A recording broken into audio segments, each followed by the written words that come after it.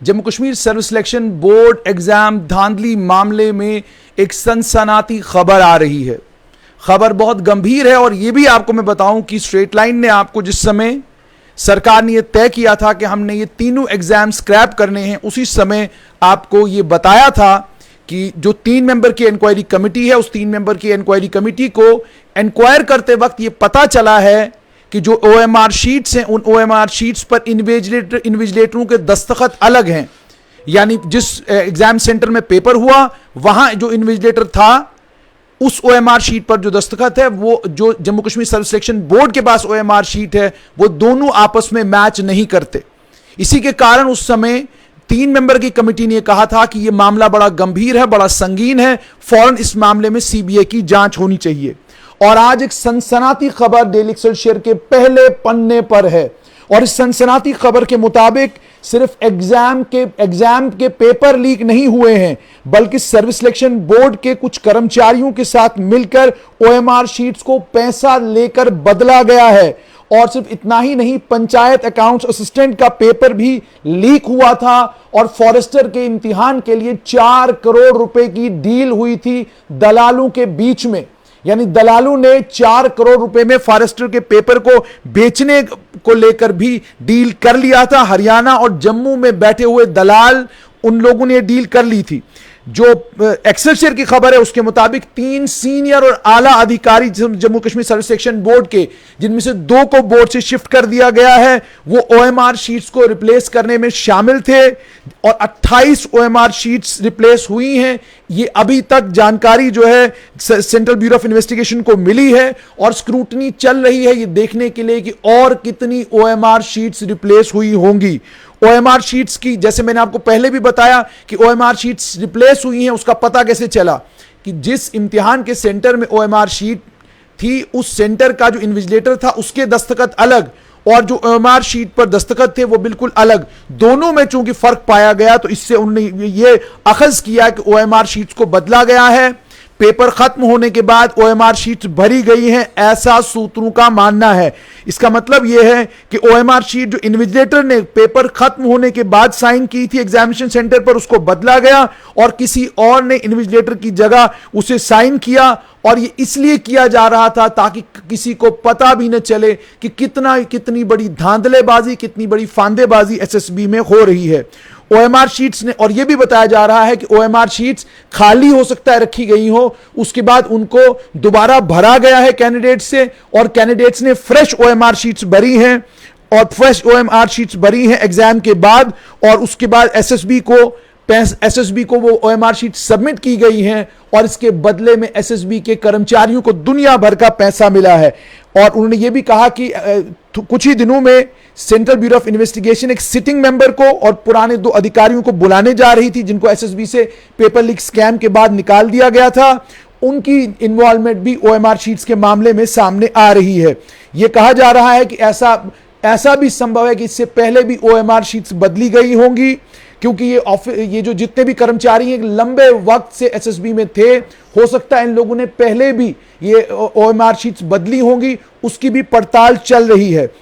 सिर्फ इतना ही नहीं, सब इंस्पेक्टर का इम्तिहान, फाइनेंस अकाउंट असिस्टेंट का इम्तिहान, JEE जल शक्ति का इम्तिहान ही लीक नहीं हुआ था, बल्कि पंचायत अकाउंट असिस्टेंट का पेपर भी लीक हुआ था। यह जानकारी भी सूत्रों के अनुसार मिल रही है। यह भी कहा जा रहा है कि 4 करोड़ की डील दलालों के बीच में, रेवड़ी, महेंद्रगढ़, हरियाणा के और जम्मू के जो स्कैमस्टर्स हैं उनके बीच में 4 करोड़ की डील हुई थी और ये ज्यादातर स्कैमस्टर अखनूर में हैं और ये फॉरेस्टर का भी पेपर अब लीक करने जा रहे थे, फॉरेस्टर के पेपर को भी बेचने जा रहे थे, उसकी भी दलाली होने जा रही थी।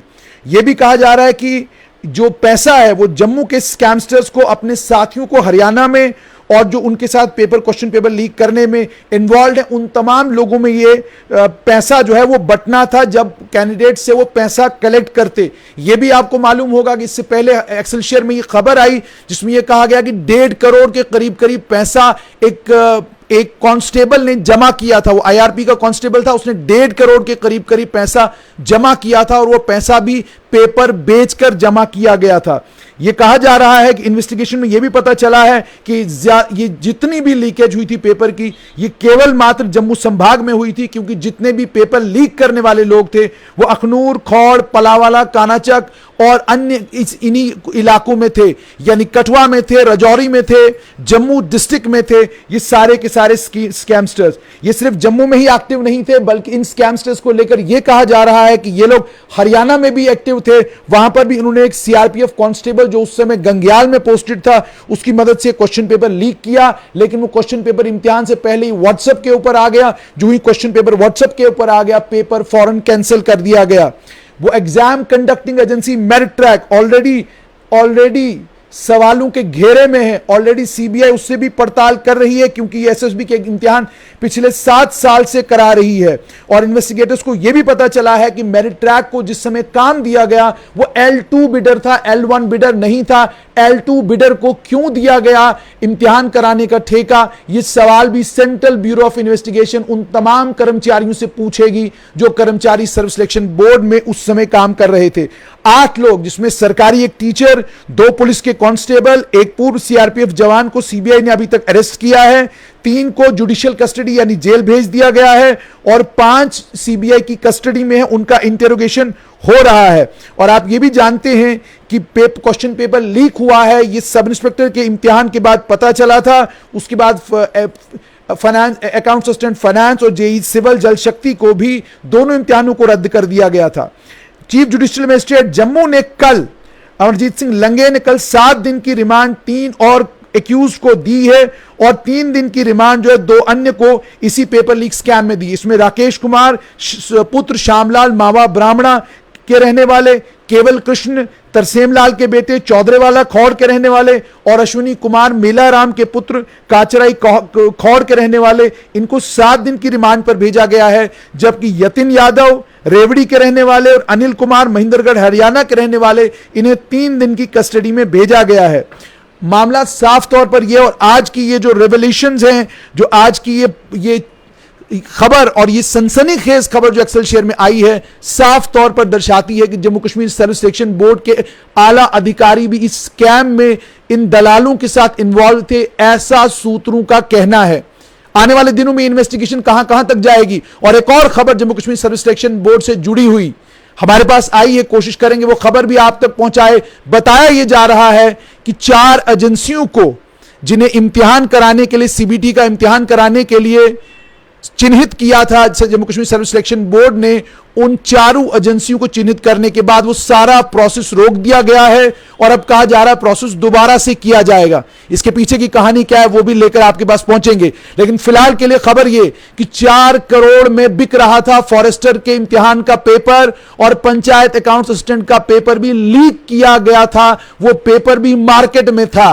क्या करेगी सरकार, इस पर हमारी नजर होगी, लेकिन फिलहाल यह कि 4 करोड़ में फॉरेस्टर का पेपर बिक रहा था और Jammu Kashmir service selection board के 3 आला अधिकारी सीबीआई की नजरों में हैं और इनमें से किसी की गिरफ्तारी भी जल्द हो सकती है।